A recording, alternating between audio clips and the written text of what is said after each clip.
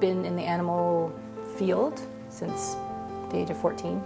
I've always just had a huge love of animals. I don't know where it came from.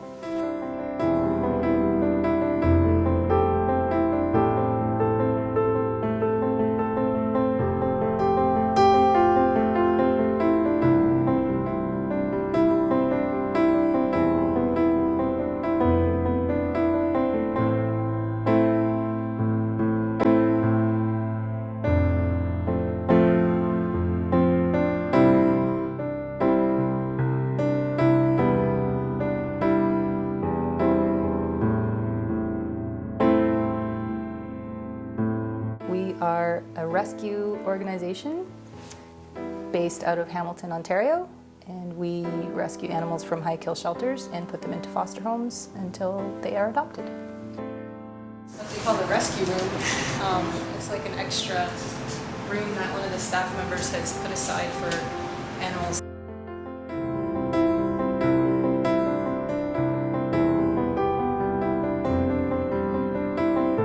They're all friendly, sweet, happy cats. They belong to somebody. Where are those somebodies? Where are those people? You know, your cat's here. Come get it.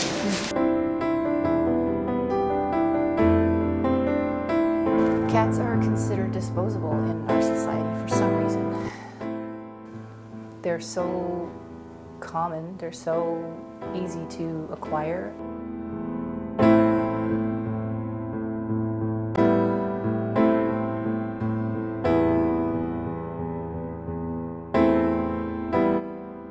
It's a depressing place to go into, but I'm always happy to go in and get an animal out of there.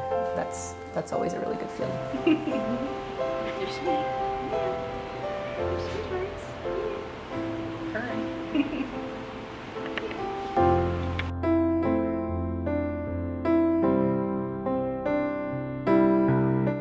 Is it ever hard for you to leave the other animals? Every single time. Every time. It breaks my heart that we can't go in there and just take them all.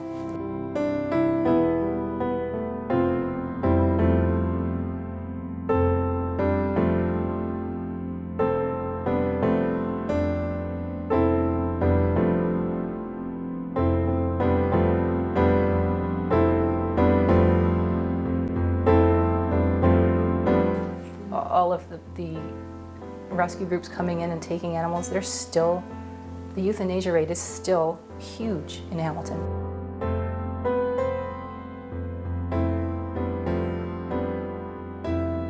Before euthanasia day is they go in and put an X on the card for the animals that are going to be put to sleep the next morning. But in reality, all it takes is for that cat to be out of that environment and into a home, or even just somebody showing it some kindness. There's perfectly lovely, beautiful, healthy cats of all ages and sizes, and they all are just there waiting to be euthanized. Unless rescues come in and take them, or unless the SPCA comes and gets them out of there. This time of year it's a little slower there. Spring and summer, that place is absolutely packed.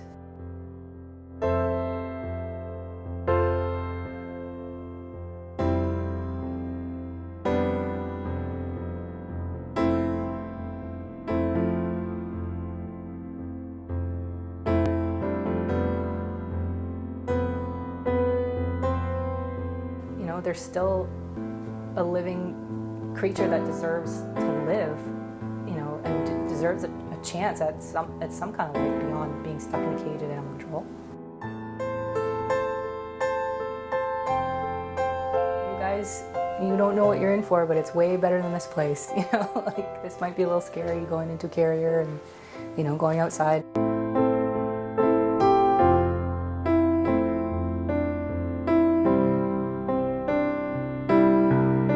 Most of what we do is facilitated by donations from the public. Otherwise, we wouldn't be able to afford to do it because our biggest cost is vet care.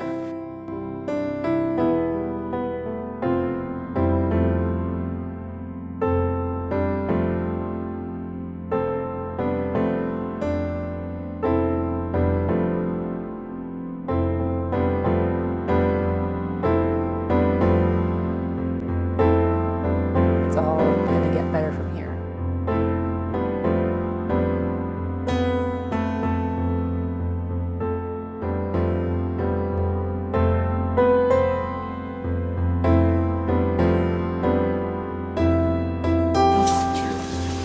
little precious angels. Hi guys.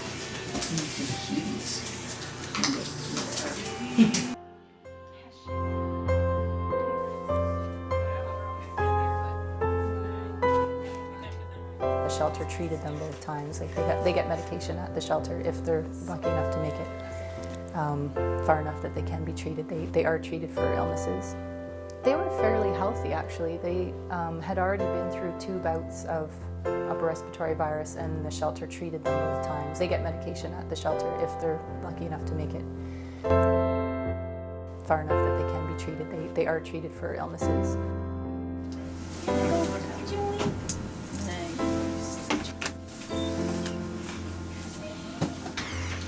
They all seem to be eating well now. They were eating when we picked them up. Okay, come here, honey. There you go here. You want to go back? Yes.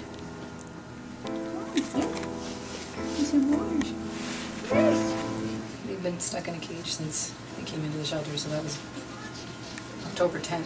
They've been stuck in a cage since then. So they're probably going to lose their minds when they go to the foster home. So be happy to be running around.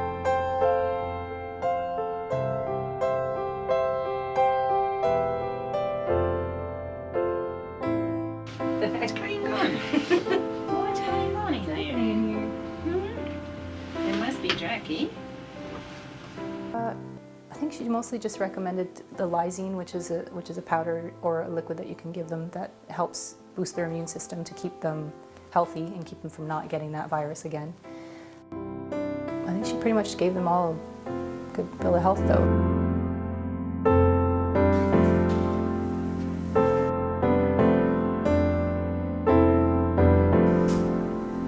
He's supposed to be, eh? What are we gonna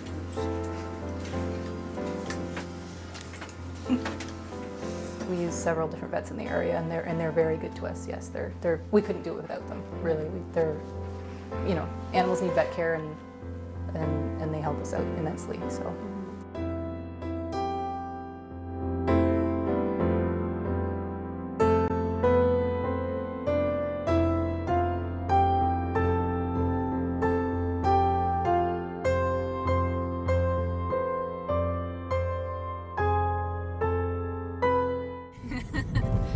It's always good. It always feels good to rescue anything, like even if it's just a guinea pig, it always feels good to walk out of there and know that it's out of the shelter and not euthanized.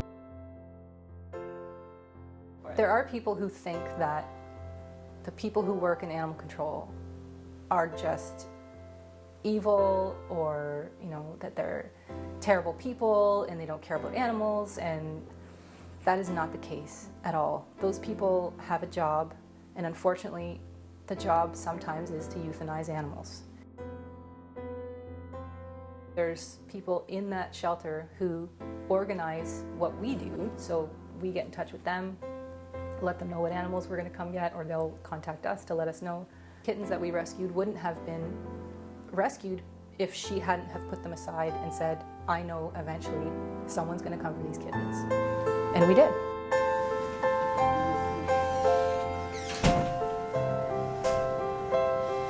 I'm going to be the foster parent for these, or foster caregiver for these guys until they get an adoptive home, forever home. Organizations like Lady Bird are great, people coming together, especially kind of grassroots, bottom up, doing things that when they see a need in their community and doing things that they think need doing. So I'm really so excited to see that they got charitable status. Yeah, they were purring their heads off at the bed. Oh, good. They're good. They're sweet. Can you use whatever staff, maybe? Yeah. Any foster home that opens up for us is huge. It's so helpful. And right now, it's until we actually have a physical building, which is the long-term plan, that is the lifeblood of what we do. If we didn't have foster homes, we couldn't do what we do. Well, Lady Bird is fantastic. They cover everything. So all I really have to do is keep them kind of safe and fed and watered and happy. Well, those guys in particular those 3 kittens had been in a cage since the beginning of October, which one is, pretty rare for that shelter for them to stay there that long. Being caged in a shelter for that long it was like an explosion of kittens coming out of the cage.